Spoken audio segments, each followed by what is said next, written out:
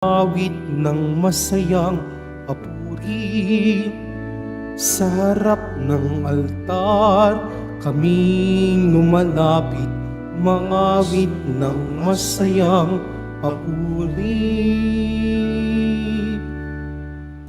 Simulan po natin ang pagdiriwang sa ngalan ng Ama at ng Anak at ng Espiritu Santo. Amen. Ang pagpapala ng ating Panginoong Hesukristo, ang pag-ibig ng Diyos Ama, at ang pakikipagkaisa ng Espiritu Santo, naway sumainyong lahat. At sumaiyo rin. Mga kapatid, aminin po natin ang ating mga kasalanan upang tayo ay maging marapat gumanap sa banal na pagdiriwang. Inaamin ko sa makapangyarihang Diyos at sa inyo mga kapatid na lubha akong nagkasala sa isip, sa salita at sa gawa at sa aking pagkukulang. Kaya isinasamo ko sa mahal na Birheng Maria, sa lahat ng mga anghel at mga banal, at sa inyo mga kapatid na ako'y ipanalangin sa Panginoong ating Diyos. Kaawaan tayo ng makapangyarihang Diyos, patawarin tayo sa ating mga kasalanan, at patnubayan tayo sa buhay na walang hanggan. Amen. Panginoon, kaawaan mo kami. Panginoon, kaawaan mo kami. Kristo, kaawaan mo kami. Kristo, kaawaan mo kami. Panginoon, kaawaan mo kami. Panginoon, kaawaan mo kami. Manalangin tayo. Ama naming makapangyarihan, kaming naghihirap sa mga lumang pasanin dahil sa pagkakasalang sa aming umalipin, ay palayain mo pakundangan sa bagong pagsilang na dulot ng iyong anak na aming hinihintay, sapagkat siyang namamagitan kasama ng Espiritu Santo magpa sa walang hanggan. Amen. Magsiupo muna po ang lahat. Pagbasa mula sa aklat ni Propeta Jeremias. Nalalapit na ang araw, sabi ng Panginoon, na pasisibuling ko mula sa lahi ni David ang isang sangang matuwid, isang hari na buong karunungang maghahari. Paiiralin niya sa buong lupain ang batas at katarungan. Magiging matiwasay ang Huda sa panahon ng kanyang pamamahala, at ang Israel ay mapayapang mamumuhay. Ito ang pangalang itatawag sa kanya. Ang Panginoon ay matuwid. Sinasabi ng Panginoon, darating nga ang panahon na ang mga tao'y di na manunumpa ng ganito. Nariya't buhay ang Panginoong nagpalaya sa Israel mula sa Ehipto. Sa halip, sasabihin nila, saksi ko ang Panginoon na nagpalaya sa mga Israelita mula sa lupain sa Hilaga at sa lahat ng lupaing pinagtapunan ko sa kanila. Babalik sila sa sariling lupa at doon muling mamumuhay. Ang salita ng Diyos. Salamat sa Diyos. Mabubuhay siyang marangal at sasagana kailanman. Mabubuhay siyang marangal at sasagana kailanman. Turuan mo yaong haring humatol ng katuwiran sa taglay mong katarungan, O Diyos, siya'y bahaginan, upang siya'y maging tapat, mamahala sa iyong bayan, at pati sa mahihirap, maging tapat siyang tunay. Mabubuhay siyang marangal at sasagana kailanman. Kanya namang ililigtas ang sinumang tumatawag, lalo yaong nalimot ng mga taong mahihirap. Sa ganitong mga tao, Siya'y lubhang nahahabag. Sa kanila tumutulong upang sila ay maligtas. Mabubuhay siyang marangal at sasagana kailanman. Ang poong Diyos ng Israel, purihin ang taong madla.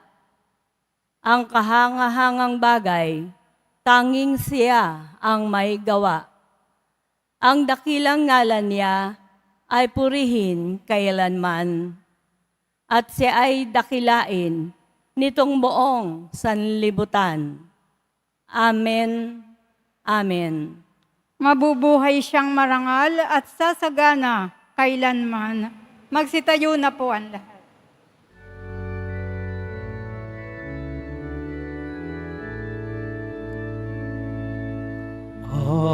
Hallelujah, Hallelujah,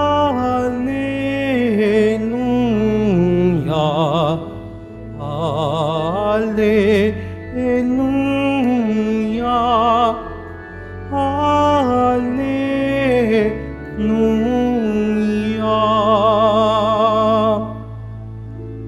Namumuno ng Israel, nang bigay utos sa amin, halina't kami sa gipin.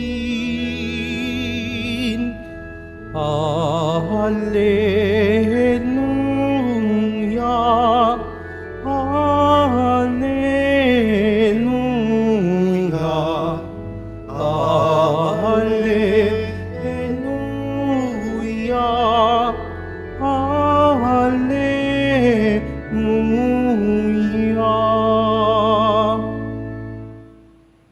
Sumainyo ang Panginoon. At sumayo rin. Ang mabuting balita ng Panginoon ayon kay San Mateo.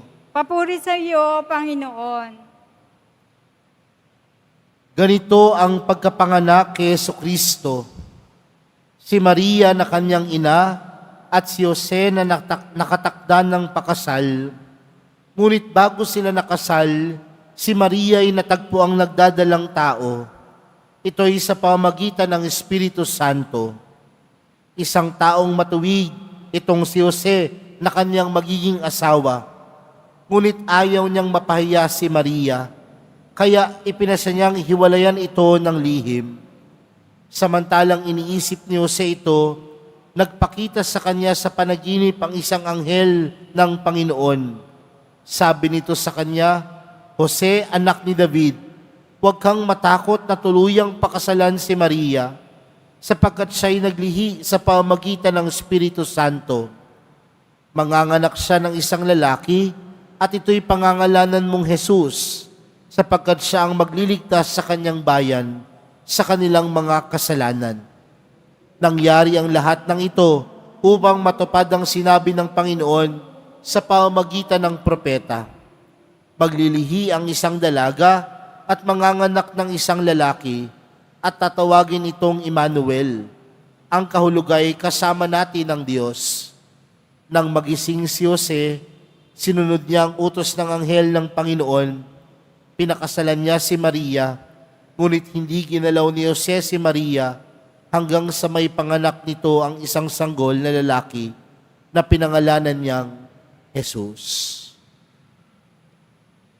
Mga kapatid, ang mabuting balita ng Panginoon. Pinupuri ka namin, Panginoong Hesukristo. Magsiupo muna po ang lahat. Magandang tanghali po sa inyong lahat. Pakibati nga po ang katabi ng magandang tanghali. Mga kapatid, ang ating ibanghelyong napakinggan ay nagpapatungkol kay San Jose at ang kanyang ginawang pagsasakripisyo para kay Jesus. Sa atin pong ibanghelyong napakinggan, nabanggit po dito na nung mga oras na iyon, si Jose ay nakatakda ng ipakasal kay Maria. Ngunit, nung nalaman ni Jose na si Maria ay nagdadalang tao, dahil siya ay marangal na tao, gusto niyang hiwalayan ng lihim si Maria. Bakit? Dahil nung mga oras na yon, kung ikaw ay nalaman na nagdadalang tao at hindi ang ama ng pakakasalan mo, ang ama ng dinadala mo, pwede kang patayin. Papatuhin ka ng bato hanggang ikaw ay mamatay. Marahil yun ang pangamba ni Jose na mangyari kay Maria. Kaya gusto niyang hiwalayan ng lihim si Maria. Pero dahil sa kagustuhan ng Diyos, nagpakita sa kanya ang isang anghel sa kanyang panaginip at ipinaliwanag na ang pinagdadalang tao ni Maria ay hindi ordinaryong tao, kundi ang pinagdadalang tao ni Maria ay walang iba kundi ang anak ng Diyos. At ano po ang pwede nating matutunan dito, mga kapatid? Na minsan sa buhay natin, may mga plano tayo na hindi natutupad. Marahil nung mga oras na ito, si San Jose pinagpaplanuhan na ang gumawa ng sariling pamilya. Marahil si San Jose nag-iisip niya kung paano niya itataguyod ang kanyang pamilya kasama si Maria. Pero tandaan natin, mga kapatid, dahil sa pagiging marangal ni Jose, hindi ang kanyang plano ang natupad, kundi ang plano ng Diyos.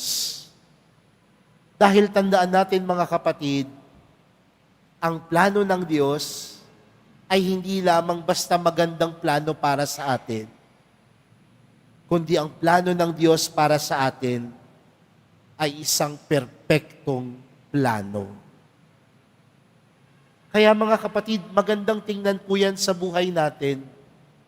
May mga pagkakataon na ang dami-dami nating gustong mangyari sa buhay natin, pero hindi na pangyayari. Napakadami nating ginugusto sa buhay natin, pero hindi na pangyayari. Pero mapagninilayan na lang natin sa dulo na yung mga bagay pala na nangyari sa buhay natin ay pinakamaganda, pinakaperpekto, dahil yun ang kalooban ng Diyos. Kaya marahil pinapaalalahanan po tayo, mga kapatid, na huwag tayong mapanghinaan ng loob sa mga pagkakataon na hindi natutupad yung mga gusto natin sa ating buhay. Huwag tayong mapanghinaan ng loob sa mga pagkakataon na yung plano natin hindi nagtatagumpay. Bagkus, kagaya ni San Jose, magtiwala tayo sa Diyos. Dahil sa pagtitiwala natin sa Diyos, may pagpapalang naghihintay. Dahil ang kanyang plano, hindi lamang basta maganda, kundi ito'y pinakanararapat at pinakaperpekto para sa atin. Kaya mga kapatid, ilapit natin sa Diyos, ipaubaya natin sa Diyos ang lahat. At minsan, harapin man natin ito, may sakit, may pait. Pero sa taong nagtitiwala, hayaan natin ang Diyos na matupad ang kanyang plano para sa atin. Hayaan natin ang Diyos na matupad ang mga kagustuhan niya para sa atin. At anong hamon sa atin? Kagaya ni San Jose, magtiwala lang. Magtiwala sa kabutihan ng Diyos. Magtiwala sa pagpapala ng Diyos. At higit sa lahat, laging magtiwala sa pag-ibig ng Diyos sa atin. Amen. Magsitayo na po ang lahat.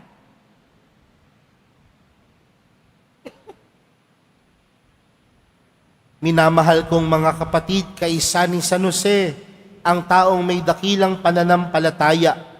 Sama-sama tayong manalangin bilang pamilya ng Diyos sa tunay na Ama ng lahat. Ang ating panalangin, Ama ng lahat, basbasan mo kami. Ama ng lahat, basbasan mo kami. Tulad ni San Jose, ang Santo Papa, mga obispo, mga pari at mga lalaking itinalaga ang sarili sa Panginoon, naway maging salamin ng pag-ibig ng Diyos sa pamamagitan ng kanilang makaamang pangangalaga. Manalangin tayo. Ama ng lahat, basbasan mo kami. Ang mga namumuno sa pamahalaan, naway tulad ni San Jose, ay magkaroon ng matalas na pangunawa at pagpapasya sa plano ng Diyos na makikita sa mga pang-araw-araw na pangyayari. Manalangin tayo. Ama ng lahat, basbasan mo kami. Ang mga ama, naway magpadama ng natatanging pagmamahal at pag-aalala sa kanilang pamilya sa pamamagitan ng kanilang pagsisikap at huwarang pamumuhay. Manalangin tayo. Ama ng lahat, basbasan mo kami. Ang mga nagdaranas ng mabibigat na pagsubok sa kanilang buhay na pansarili at pampamilya, naway magkaroon ng pag-asa at pananampalatayang tulad ng kay San Jose. Manalangin tayo. Ama ng lahat, basbasan mo kami. Sa pamamagitan ni San Jose, ang mga nasa bingit ng kamatayan, naway makatagpo ng ginhawa sa mga huling oras ng kanilang buhay. Manalangin tayo. Ama ng lahat, basbasan mo kami. Panginoon, tulungan mo kaming mabuklod bilang isang pamilya sa ilalim ng iyong pagkamawain. Hinihiling namin ito sa pamamagitan ni Kristong aming Panginoon. Amen. Magsiupo muna po ang lahat.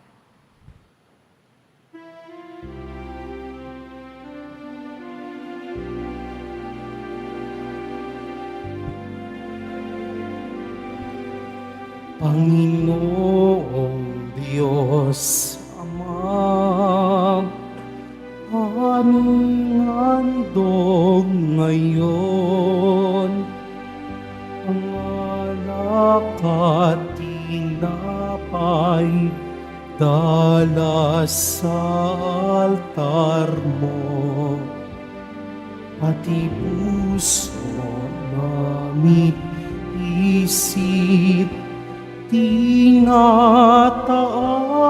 sa'yo habang naghihintay kami kay Kristong darating.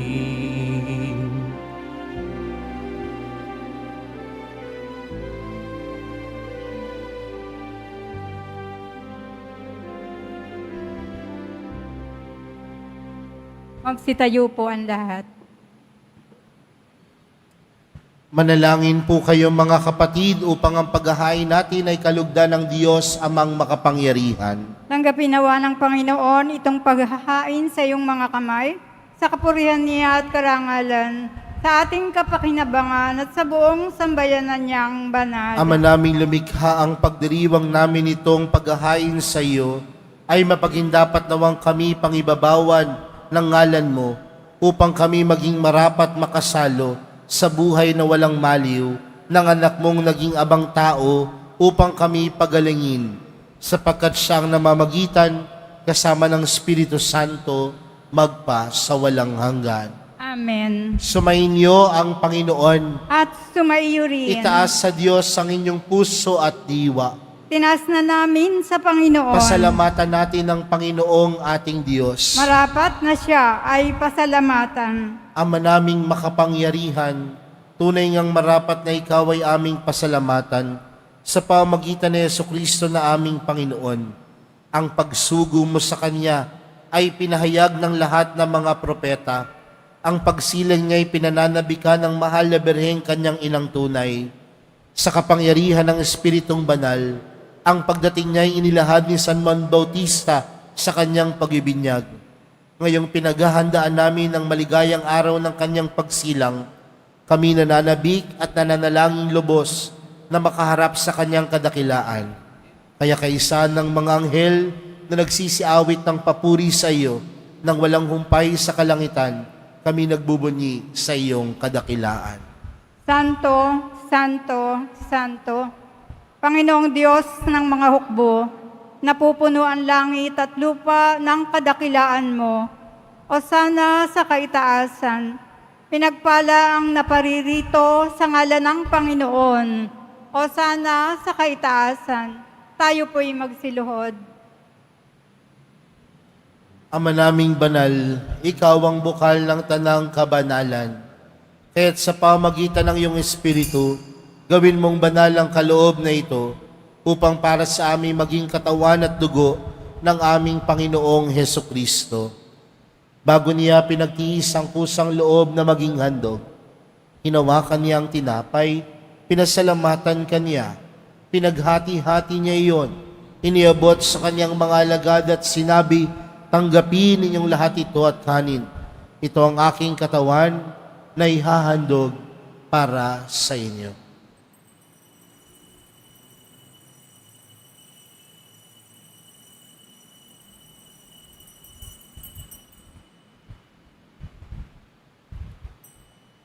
Gayon din naman noong matapos ang hapunan, hinawakan niya ang kalis, muli kanyang pinasalamatan.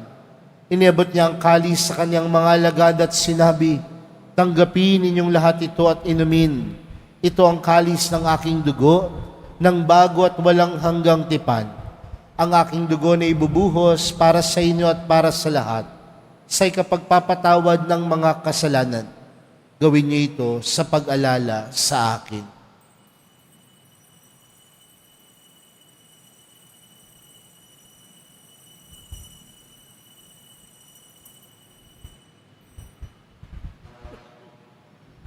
Tayo po ay magsitayo. Ipagbunyi natin ang misteryo ng pananampalataya. Si Kristo'y namatay, si Kristo'y nabuhay, si Kristo'y babalik sa wakas ng panahon. Ama, ginagawa namin ngayon ang pag-alala sa pagkamatay at muling pagkabuhay ng iyong anak. Kaya't inaalay namin sa iyong tinapay na nagbibigay buhay at ang kalis na nagkakaloob ng kaligtasan. Kami nagpapasalamat dahil kami iyong minarapat na tumayo sa harap mo para maglingkod sa iyo. Isinasamo namin kaming magsasalo-salo sa katawan at dugo ni Kristo ay mabuklod sa pagkakaisa sa pamagitan ng Espiritu Santo. Ama, lingapin mo ang iyong simbahang laganap sa buong daigdig. Puspusin mo kami sa pag-ibig. Kay San Francisco na aming Papa at ni Jose na aming Obispo at ng Tanang Kaparian. Alalahanin mo rin mga kapatid naming nahimlay nang may pag-asang sila'y muling mabubuhay, gayon din ng lahat ng mga pumanaw. Kaawaan mo sila at patuloyin sa iyong kaliwanagan. Kaawaan mo at pagindapatin kaming lahat na makasalo sa iyong buhay na walang wakas. Kaysa ng mahal na Birheng Maria na ina ng Diyos, ng kabiyak ng puso niyang si San Jose, kaysa ng mga apostol at ng lahat ng mga banal, na namuhay dito sa daigdig ng kalugod-lugod sa iyo, may pagdiwang naman namin ng pagpupuri sa ikararangal mo sa pamagitan ng iyong anak na aming Panginoong Hesukristo. Sa pamagitan ni Kristo, kasama niya at sa Kanya, ang lahat ng parangal at papuri ay sa iyo, Diyos amang makapangyarihan, kasama ng Espiritu Santo, magpa sa walang hanggan. Amen. Lumapit po tayo sa Ama natin sa langit sa panalangin itinuro sa atin ni Jesus. Ama namin, sumasalangit ka, sambahin ang ngalan mo, mapasa amin ang kaharian mo, sundin ang loob mo dito sa lupa para ng sa langit. Bigyan mo kami ngayon ng aming kakanin sa araw-araw at patawarin mo kami sa aming mga sala para ng pagkapatawad namin sa mga nakakasala sa amin. At huwag mo kami ipahintulot sa tukso at iadya mo kami sa lahat ng masama. Amen.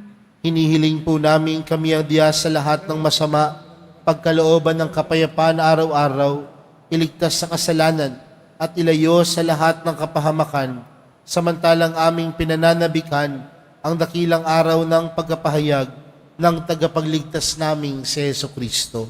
Sapagkat iyo ang kaharian at ang kapangyarihan at ang kapurihan magpakailanman. Amen. Panginoong Heso Kristo, sinabi mo sa iyong mga apostol, kapayapaan ang iniwan ko sa inyo, ang aking kapayapaan ang ibinibigay ko sa inyo. Tunghayan mo ang aming pananampalataya at huwag ang aming pagkakasala. Pagkalooban mo kami ng kapayapaan at pagkakaisa ayon sa iyong kalooban, kasama ng Espiritu Santo, magpa sa walang hanggan. Amen. Ang kapayapaan ng Panginoon ay laging sumainyo. At sumaiyo rin. Magbigayan po kayo ng kapayapaan sa isa't isa.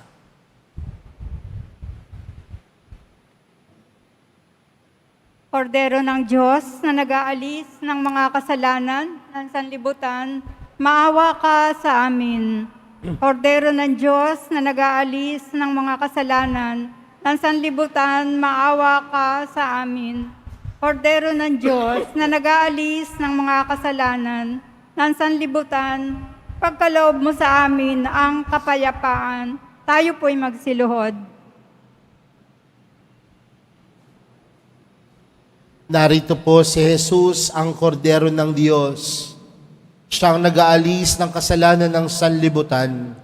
Mapalad ang mga inaanyayahan sa kanyang piging. Panginoon, hindi ako karapat-dapat na magpatuloy sa iyo, ngunit sa isang salita mo lamang ay gagaling na ako.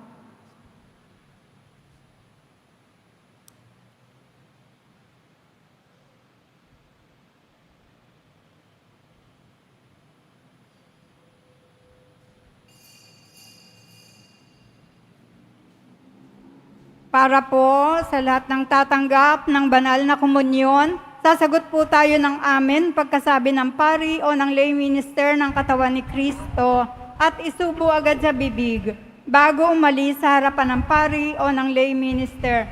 Sumunod po tayo.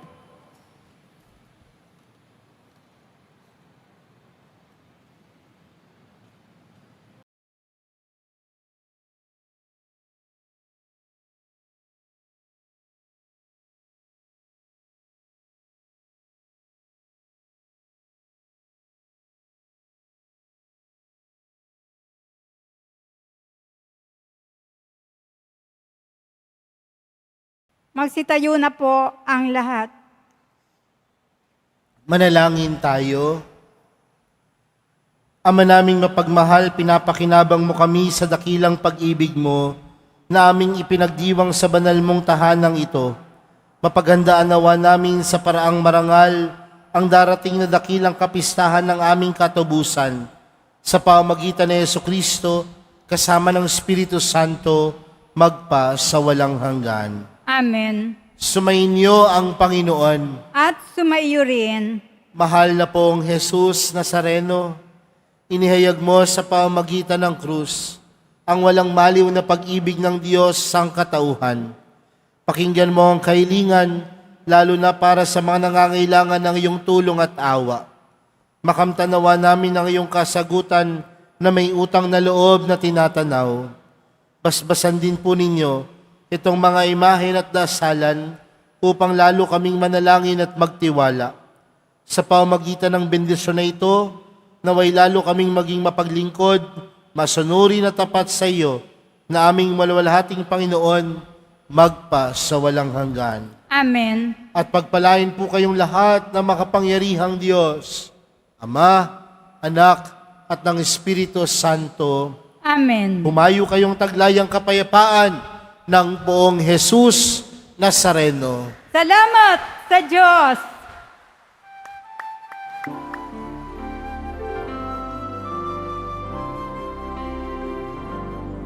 Nuestro Padre Jesus Nazareno, sinasamba ka namin. Pinipintuho ka namin. Aral mo ang aming buhay at kaligtasan. Nuestro Padre Jesus Nazareno, iligtas mo kami sa kasalanan ang krus mong kinamatayan ay sagisag ng aming kaligtasan.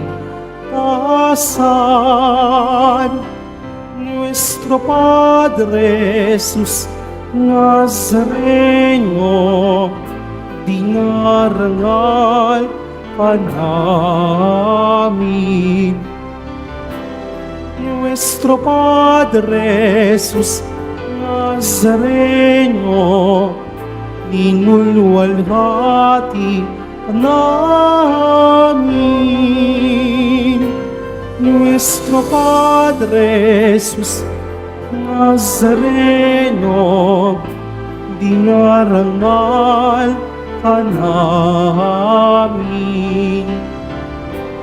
Nuestro Padre Jesus Nazareno, inulwalhati ka namin.